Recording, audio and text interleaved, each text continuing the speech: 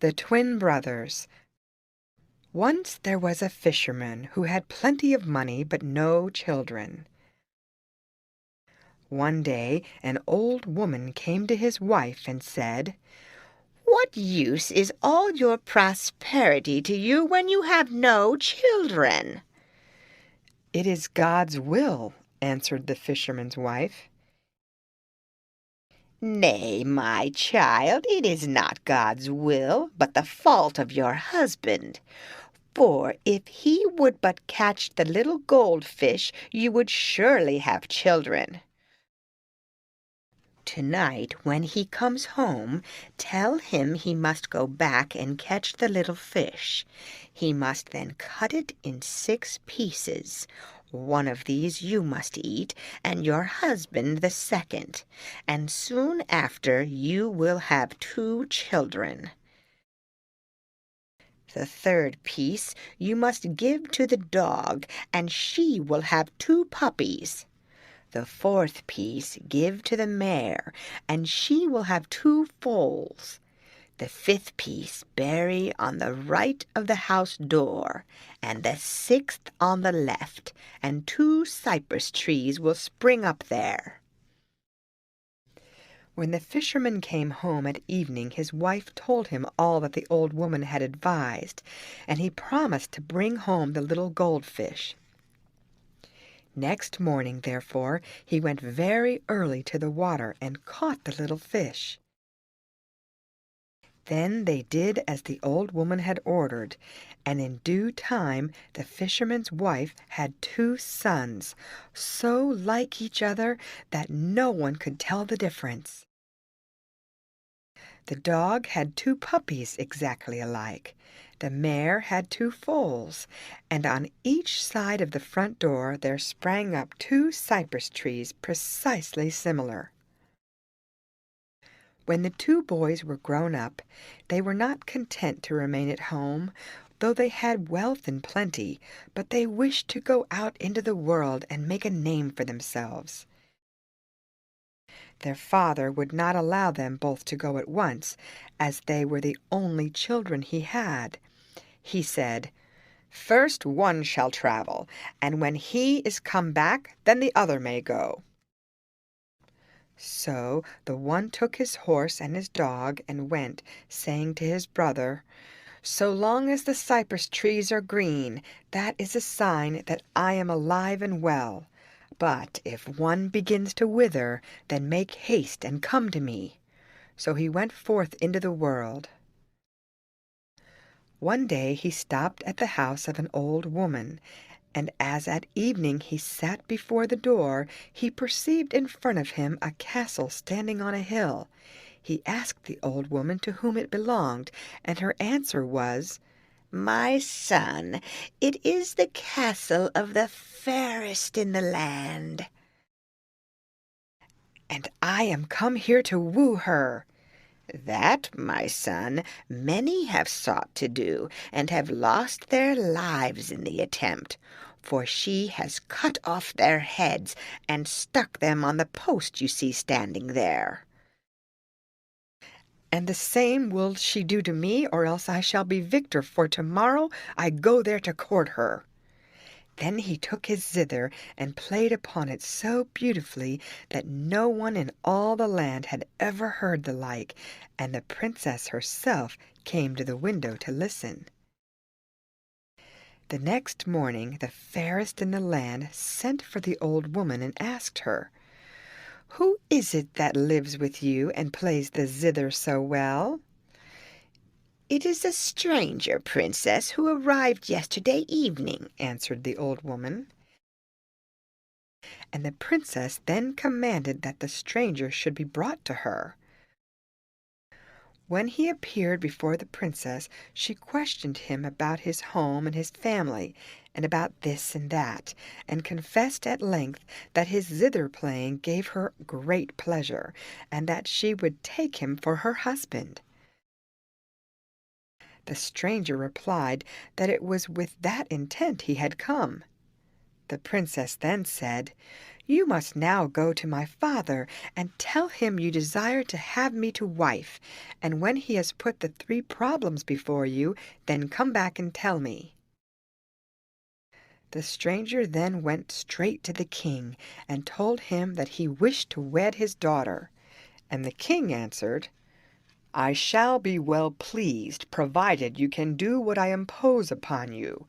If not, you will lose your head. Now listen. Out there on the ground there lies a thick log, which measures more than 2 fathoms. If you can cleave it in 2 with 1 stroke of your sword, I will give you my daughter to wife. If you fail, then it will cost you your head."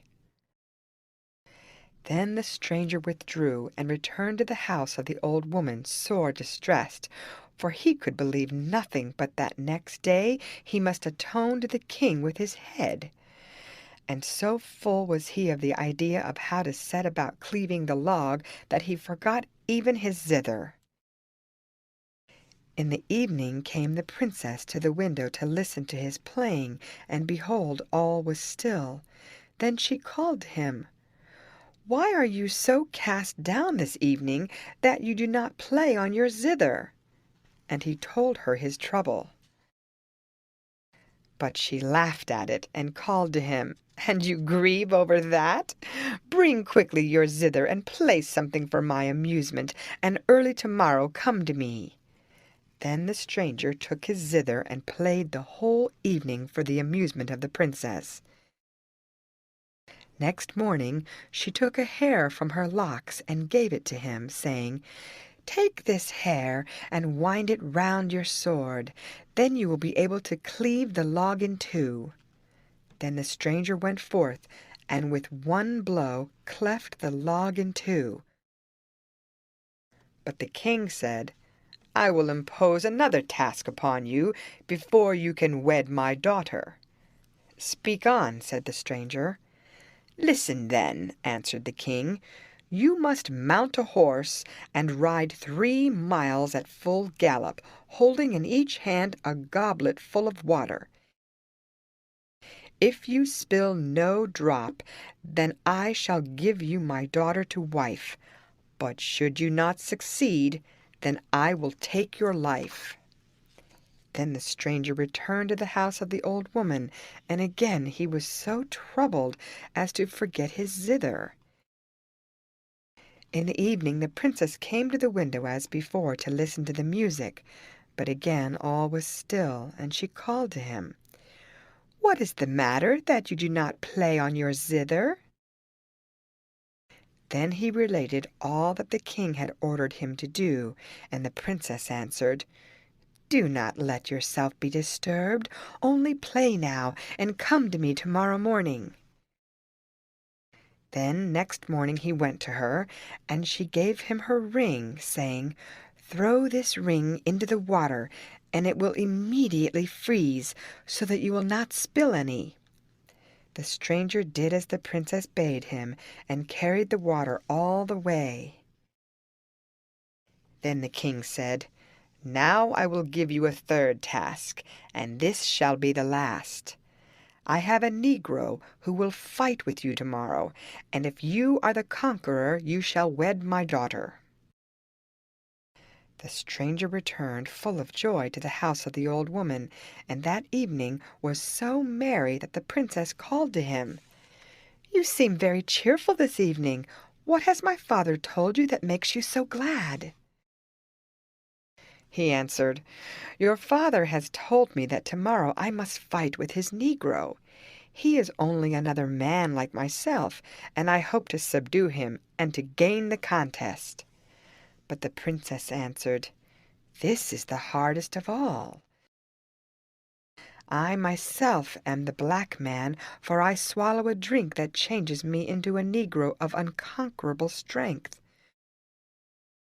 Go tomorrow morning to the market, buy 12 buffalo hides, and wrap them round your horse.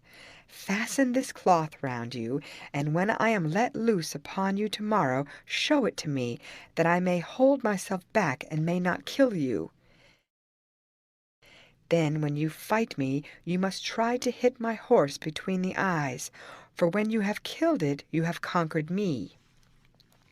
Next morning, therefore, he went to the market and bought the 12 buffalo hides, which he wrapped round his horse. Then he began to fight with the black man, and when the combat had already lasted a long time, and 11 hides were torn, then the stranger hit the negro's horse between the eyes, so that it fell dead, and the black man was defeated. Then said the king, "Because you have solved the 3 problems, I take you for my son-in-law." But the stranger answered, "I have some business to conclude first. In 14 days I will return and bring the bride home." So he arose and went into another country, where he came to a great town, and alighted at the house of an old woman. When he had had supper, he begged of her some water to drink, but she answered, "My son, I have no water. A giant has taken possession of the spring, and only lets us draw from it once a year, when we bring him a maiden. He eats her up, and then he lets us draw water. Just now it is the lot of the king's daughter, and tomorrow she will be led forth." The next day accordingly the princess was led forth to the spring, and bound there with a golden chain. After that all the people went away, and she was left alone. When they had gone, the stranger went to the maiden and asked her what ailed her, that she lamented so much, and she answered that the reason was because the giant would come and eat her up. And the stranger promised that he would set her free if she would take him for her husband, and the princess joyfully consented. When the giant appeared, the stranger set his dog at him, and it took him by the throat and throttled him till he died, so the princess was set free. Now when the king heard of it, he gladly consented to the marriage, and the wedding took place with great rejoicings. The young bridegroom abode in the palace 101 weeks. Then he began to find it too dull, and he desired to go out hunting. The king would fain have prevented it, but in this he could not succeed. Then he begged his son-in-law at least to take sufficient escort with him, but this too the young man evaded, and took only his horse and his dog. He had ridden already a long way when he saw in the distance a hut, and rode straight towards it in order to get some water to drink. There he found an old woman from whom he begged the water. She answered that first he should allow her to beat his dog with her little wand, that it might not bite her while she fetched the water. The hunter consented, and as soon as she had touched the dog with her wand, it immediately turned to stone. Thereupon she touched the hunter and also his horse, and both turned to stone. As soon as that had happened, the cypress trees in front of his father's house began to wither, and when the other brother saw this, he immediately set out in search of his twin. He came first to the town where his brother had slain the giant, and there fate led him to the same old woman where his brother had lodged. When she saw him, she took him for his twin brother, and said to him, "Do not take it amiss of me, my son, that I did not come to wish you joy on your marriage with the king's daughter." The stranger perceived what mistake she had made, but only said, "That does not matter, old woman," and rode on, without further speech, to the king's palace, where the king and the princess both took him for his twin brother, and called out, "Why have you tarried so long away? We thought something evil had befallen you." When night came, and he slept with the princess, who still believed him to be her husband, he laid his sword between them, and when morning came he rose early and went out to hunt. Fate led him by the same way which his brother had taken, and from a distance he saw him, and knew that he was turned to stone. Then he entered the hut and ordered the old woman to disenchant his brother. But she answered, "Let me first touch your dog with my wand, and then I will free your brother." He ordered the dog, however, to take hold of her and bite her up to the knee till she cried out, "Tell your dog to let me go, and I will set your brother free." But he only answered, "Tell the magic words that I may disenchant him myself." And as she would not, he ordered his dog to bite her up to the hip. Then the old woman cried out, "I have 2 wands. With the green one I turn to stone, and with the red one I bring to life again." So the hunter took the red wand and disenchanted his brother, also his brother's horse and his dog, and ordered his own dog to eat the old woman up altogether. While the brothers went on their way back to the castle of the king, the one brother related to the other how the cypress tree had all at once dried up and withered, how he had immediately set out in search of his twin, and how he had come to the castle of his father-in-law and had claimed the princess as his wife. But the other brother became furious on hearing this, and smote him over the forehead till he died, and returned alone to the house of his father-in-law. When night came and he was in bed, the princess asked him, "What was the matter with you last night, that you never spoke a word to me?" Then he cried out, "That was not me, but my brother, and I have slain him because he told me by the way that he had claimed you for his wife." "Do you know the place where you slew him?" asked the princess, "and can you find the body?"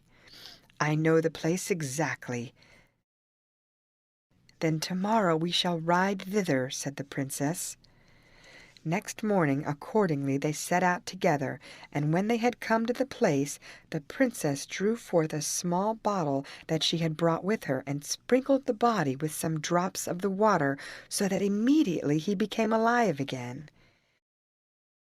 When he stood up, his brothers said to him, "Forgive me, dear brother, that I slew you in my anger." Then they embraced, and went together to the fairest in the land, whom the unmarried brother took to wife. Then the brothers brought their parents to live with them, and all dwelt together in joy and happiness.